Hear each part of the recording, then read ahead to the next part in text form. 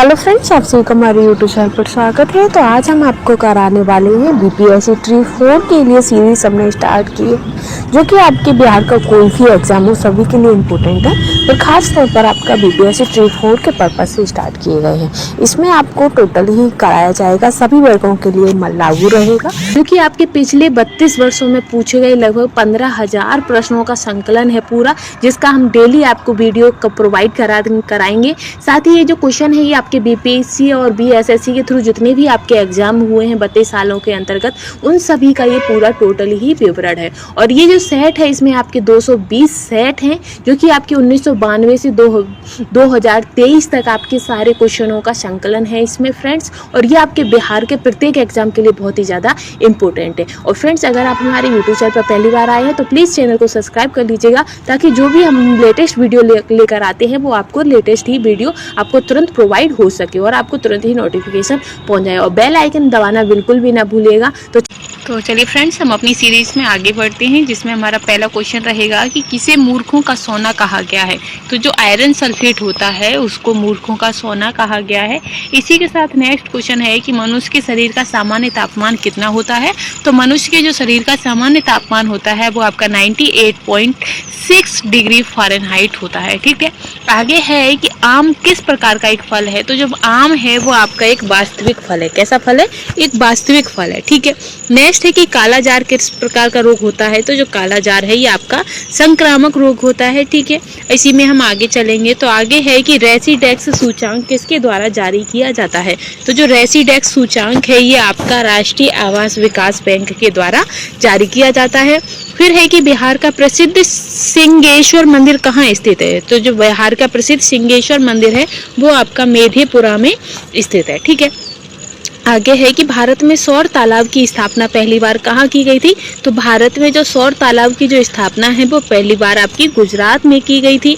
Next है कि missile का ध्वनि वेग कितना होता है। तो मिसाइल का जो ध्वनि वेग होता है वो आपका 180 से 190 dB होता है। ठीक है, आगे चलेंगे हम कि संयुक्त राष्ट्रीय व्यापार और विकास सम्मेलन UNCTAD का मुख्यालय कहाँ है। तो जो आपका संयुक्त राष्ट्र व्यापार और विकास सम्मेलन है इसका जो मुख्यालय है वो आपका जिनेवा में है।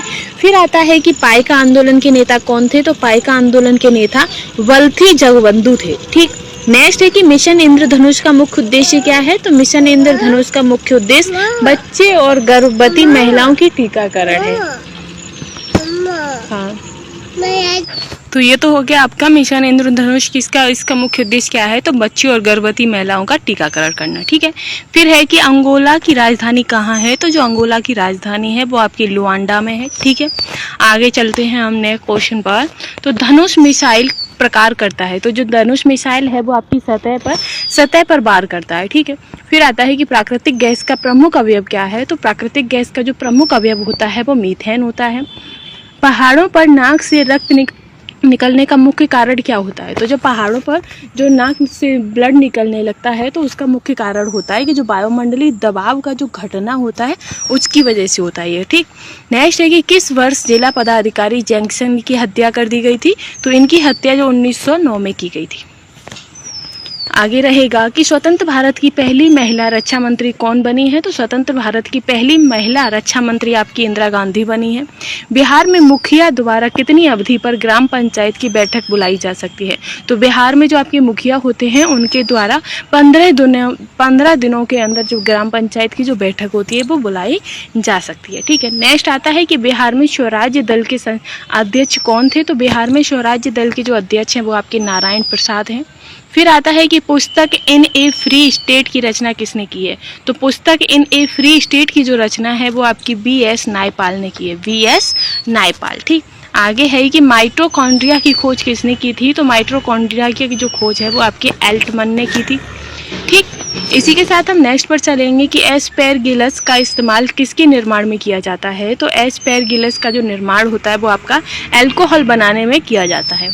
फिर आता है कि national museum of natural history Bharat में कहाँ स्थित है। तो national museum of natural history जो है वो भारत में आपकी नई दिल्ली में स्थित है।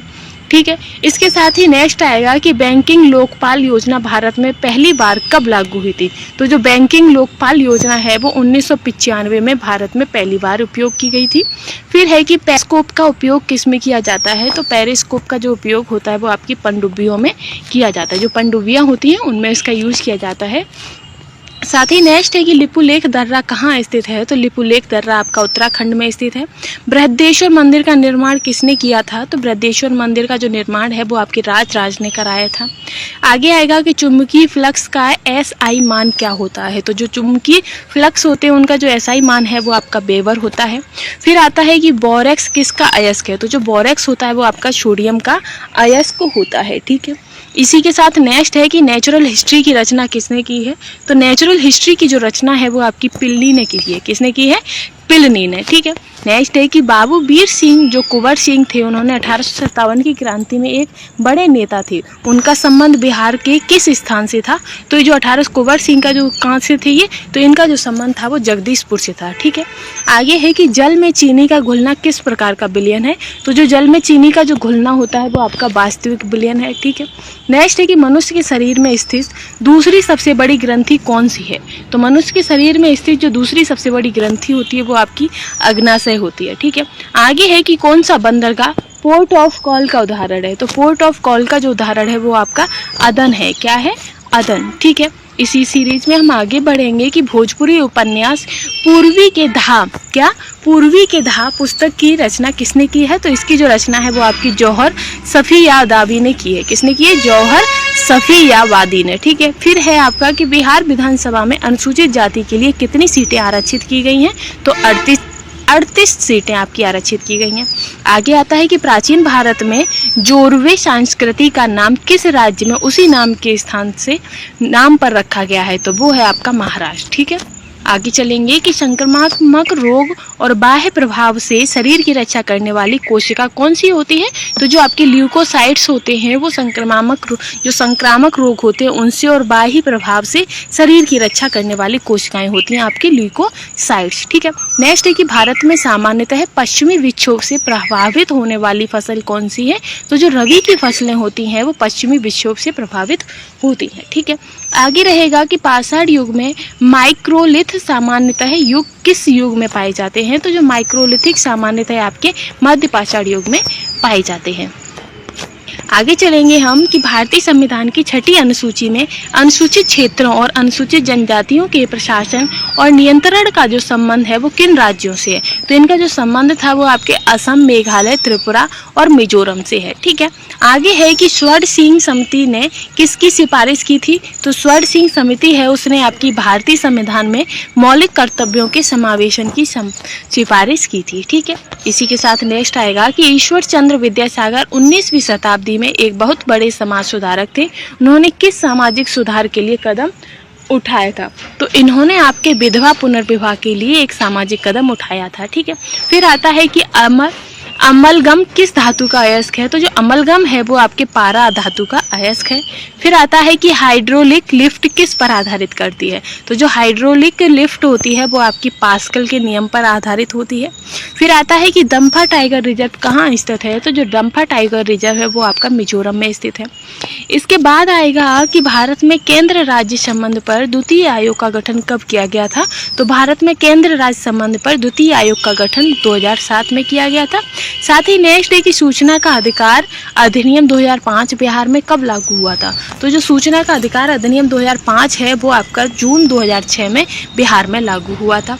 प्रोजेक्ट टाइगर की योजना जो है वो कब शुरुआत हुई थी। तो 1983 में सॉरी ये जो प्रोजेक्ट टाइगर योजना जो शुरुआत हुई थी वो आपकी 1973 में हुई थी। ठीक है। नेक्स्ट है कि हिंदी उपन्यास मैला आंचल के लेखक कौन है। तो फणीश्वर नाथ रेणु हैं। आगे बढ़ेंगे हम कि ग्राउंड ऑफ स्मॉल थिंग्स। तो ग्राउंड ऑफ स्मॉल थिंग्स उपन्यास के जो लेखक हैं वो आपके अरुंधति राय हैं। फिर आता है कि श्वसन क्रिया के समय वायु में उपस्थित ऑक्सीजन की प्रतिशत मात्रा कितनी होती है। तो जब हम श्वसन यानी कि सांस लेते हैं तो उस समय जो हमारी बॉडी में जो हवा वायु जाती है उसमें ऑक्सीजन की जो मात्रा होती है वो 17% होती है। आगे है कि जैन साहित्य भारतेश्वर बाहुबली राज की रचना किसने की है। तो शिलभद्र सूरी ने की है। ठीक है। आगे बढ़ेंगे हम कि केंद्रीय जांच ब्यूरो का गठन किस प्रस्ताव के तहत किया गया है? तो गृह मंत्रालय के प्रस्ताव के अंतर्गत आपका केंद्रीय जांच ब्यूरो का गठन किया गया था। फिर है कि ग्लिम्स ऑफ वर्ल्ड हिस्ट्री के लेखक कौन है? तो इसके लेखक आपके जवाहरलाल नेहरू हैं। आगे है भारत की स्वतंत्रता के पूर्व गठित अंतरिम सरकार में भारत के वाणिज्य मंत्री कौन थे? तो आई चोटीकर ये आपके वाणिज्य मंत्री थे। ठीक है, फिर आता है कि लुकिंग गिलास बना होता है। तो जो लुकिंग गिलास है वो आपके समतल दर्पण का बना होता है। फिर है कि किसी वृक्षीय मेढक के रूप में जानते हैं, तो जो हायला होता है उसे वृक्षीय मेढक के रूप में जाना जाता है। ठीक है, नेक्स्ट है कि बिहार में किस नृत्य के माध्यम से वर्षा के लिए इंद्र की पूजा की जाती है? तो जो झिझिया गान डांस होता है, झिझिया, उसको वो इंद्र को प्रसन्न करने के लिए झिझिया डांस किया जाता है। ठीक है, फिर है कि गन्ने में रेड डॉट बीमारी के होने का कारण क्या होता है? तो गन्ने में जो लाल वाला जो रोग लगता है वो आपकी कवक के कारण लगता है। इसके बाद आता है कि पंचायती राज चुनाव समिति का गठन कब किया गया था? तो इसका जो गठन है वो आपके 1965 में किया गया था। ठीक है, फिर है कि ईरी नहर किसको जोड़ती है? तो जो ईरी नहर है वो ईरी झील और एंटेरियो झील को जोड़ती है। नाभिकीय रिएक्टर में इस्तेमाल किया जाता है, तो नाभिकीय रिएक्टर में आपका हीलियम इस्तेमाल किया जाता है। तो इसी के साथ ये बस हमारी सीरीज खत्म ही होने वाली है कि बिहार में पंचायत समिति की जो सामाजिक न्याय समिति के अध्यक्ष कौन थे? तो वो आपके पंचायत समिति के उप प्रमुख होते हैं। फिर है कि मैसाबी रेंज किस लिए प्रसिद्ध है? तो मैसाबी रेंज आपकी लोहे के लिए प्रसिद्ध है। तो ये सीरीज हमारी यहीं समाप्त होती है। और अगर आपको हमारा कंटेंट पसंद आया हो तो प्लीज़ चैनल के साथ बने रहिएगा। Thanks for watching.